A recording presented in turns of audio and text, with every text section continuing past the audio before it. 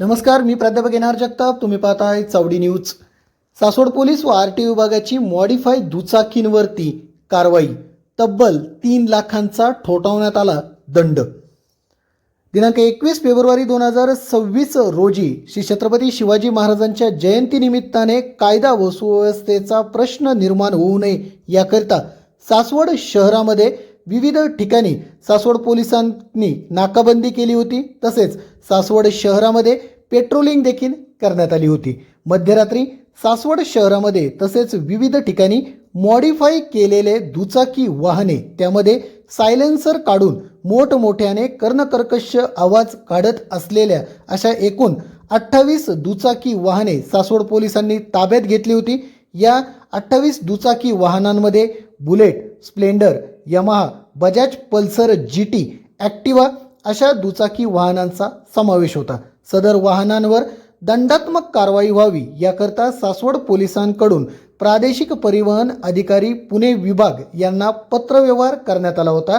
त्याप्रमाणे आरटीओ अधिकारी यांनी दिनांक 25 फेब्रुवारी 2026 रोजी सासवड पोलीस स्टेशन येथे येऊन पकडण्यात आलेल्या 28 वाहनांची तपासणी करून एकूण 3 लाख रुपयांचा दंड आकारण्यात आला आहे. तसेच सदर कारवाई दरम्यान बारामती पोलीस स्टेशन येथे 6 वर्षांपूर्वी दाखल असलेल्या चोरीच्या गुन्ह्यातील बुलेट गाडी देखील मिळून आली आहे.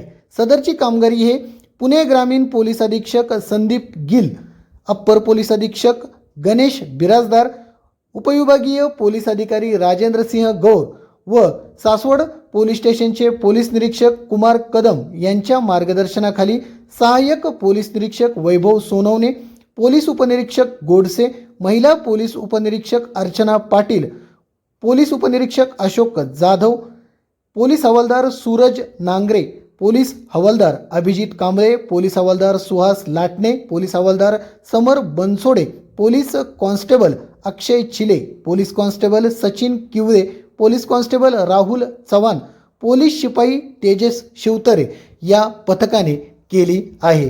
एकंदरीतच या कारवाईमुळे आता मॉडिफाय दुचाकी व सायलेन्सरच्या कर्णकर्कश आवाज काढणाऱ्या बुलेट व दुचाकी बहाद्दारांना व दुचाकी स्वारांना चाप बसेल अशी सध्या अपेक्षा व्यक्त केली जात आहे. कारण अशा पद्धतीने छत्रपती शिवाजी महाराजांच्या जयंती असो किंवा एखादा उत्सव, एखाद्या महापुरुषांच्या जयंतीच्या दिवशी अशा पद्धतीने कर्णकर्कश आवाज काढत फिरणारे दुचाकी स्वार देखील यांना या कारवाईमुळे नक्कीच चाप बसली जाईल अशी सासवडकरांकडून आशा व्यक्त केली जात आहे.